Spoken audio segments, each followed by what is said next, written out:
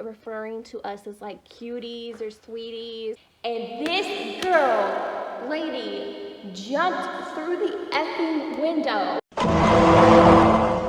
Hey everyone, welcome back to our channel. Aww, thank you.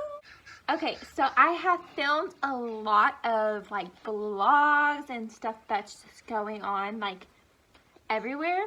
I'm gonna sit in my lap. I don't know what else to film, so I'm gonna do it. But anyways, this is a story time about the time that I really don't know what was gonna happen to us, what her intentions were, but it felt like we were about to get like attacked or something. I don't know. It was very scary. We started dating. So yeah, we were seniors in high school. We might have been 18, or he might have been 18, and I think I was about to turn 17 sometime in December, because we were only dating for like a month at this time that this had happened. And I was staying at my best friend's house a lot, and he would come over there and stay with us.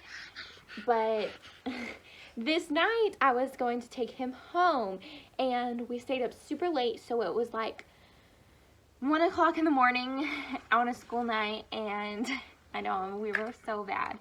And so I was gonna go take him home. He lived like not that far from my best friend's house, and so I was driving my dad's truck at the time because I didn't have my own car yet.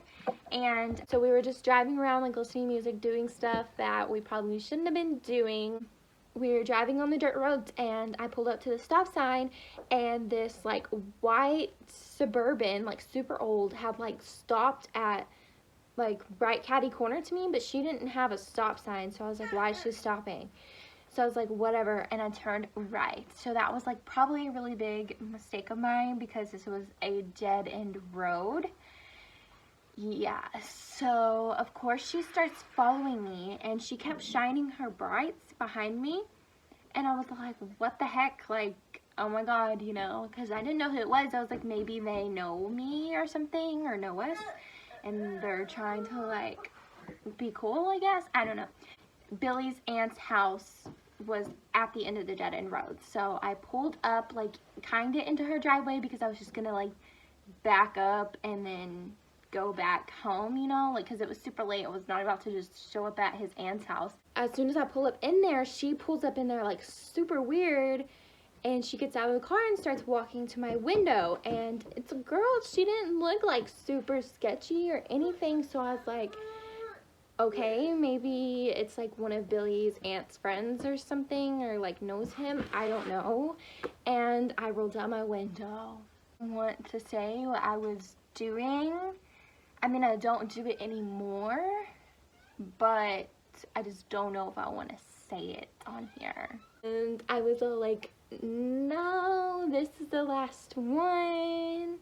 And she was just like, okay. And then she started being like super weird after that. She was just like, you're so cute, what's your name, and da da da da da. And then she continued to ask if we knew this guy. I don't even remember the name.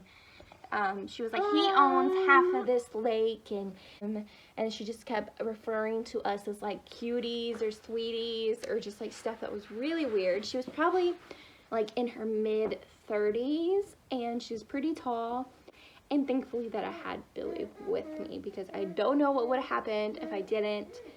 Because so she continued to ask him and was all like, what's your name, sweetie? And he was all like, what does it matter to you, or something. And she was like, you know, don't be rude, da da da. He was like, no, what the F do you want? Like, why do you just keep stalling? And she had asked me and was all like, so what are y'all doing tonight? And I was in flight mode. I put my hand on the gear shift because it was in a truck, and I said, leaving, and I tried to throw it in reverse and step on the gas as fast as I could. And this girl, lady, jumped through the effing window, yanked my lanyard. The truck turned off, and she took off to her car. Me, I was like, oh my God. You know, Billy jumps out of the car and starts running to her like, where's the effing keys? You know, like saying, like, he was on it, like about to whoop her. I'm not even kidding. Like, I was so mad, but I was so scared because I'd never been in a situation like that. And we were in the middle of nowhere, guys. Like, when I tell you it was pitch black dark on a dirt road, just us, who knows what was about to happen, you know. So he goes and tries to like fight her, and she's like, they're right there, because I guess she got scared that he like jumped out of the car, you know, like she probably wasn't expecting us to like, or him to fight back, you know. He's like looking for them, and she gets in her car, she's just sitting there, and when Billy jumped out, I locked my door. Which is so bad, but I was so scared that something was gonna happen, you know. But honestly, I was being wussy. Freaking out, I was like, oh, the key is still in the ignition. She just ripped off, like, my house key, everything else like that, and my lanyard. But I still had, you know, my key that was stuck in my ignition, and I told him. But thankfully, he found, my lanyard was broke, but he found, like, the other keys and stuff, and we got in there. And, you know, I sped off out of there, and what do you know? She's, like, flying behind us, like, still chasing us down after that. Flashing her lights at us and everything.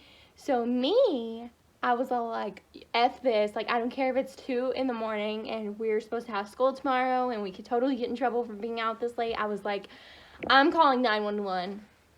Like, really, I wasn't playing at this point anymore. Like, I was freaked out. I was like, I don't want her to watch me drop you off at your house or follow me back to mine. Like, I don't want her to know where we live or anything. So I was like, Asher, no, Bubba, no. Can you go there? So, the operator, you know, like telling her the whole scenario and how old we were and where we were at and stuff. Well, I stayed on the phone with her. They wanted me to stay on the phone till I got into town. Actually, I didn't take him home after that. I went back to my best friend's house and made him stay the night because I was so scared. And what is your deal? And we told her what happened, everything like that. Went to school the next day, told everyone what happened. And we forgot this lady's name. Like, it just went over our heads.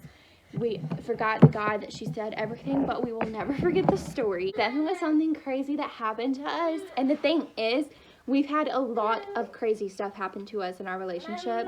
And we have a bunch of other story times that we can tell you guys and stuff. But yeah, that was just a short little story I wanted to tell you guys of one of the most craziest things that I've ever had happen to me. So, yeah, let me know what you guys think down in the comments below.